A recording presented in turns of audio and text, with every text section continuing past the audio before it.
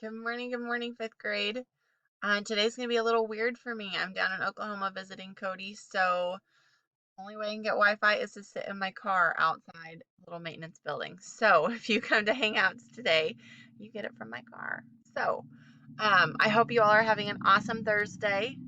For Hangouts today, we'll be doing quiz number 4 together. So if you want to work with your peers, hop on at 9 or 1. If you want to do it on your own, that's totally great. Remember, you need to write in complete sentences. Capital letter at the beginning and mark at the end. Make sure to restate the question. That's your first assignment today for reading. My car's making noise, I'm sorry. For writing today, we're going to keep working on our letter to me. Remember, it's not due until next Friday. If you have some questions, refer back to this slide, and I can actually link this again, but this is where your instructions are, where that example letter is. So make sure you refer to that so you know exactly what I'm expecting out of your letter to me. When it's done, go ahead and turn it in. You are also going to have a little Google Forms quiz today. It's over the theirs and it's and the yours. Pretty simple. It gives you a sentence, it leaves the blank, it gives you the options. So make sure you read each question.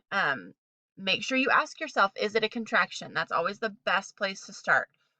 Is it there, they are, sorry.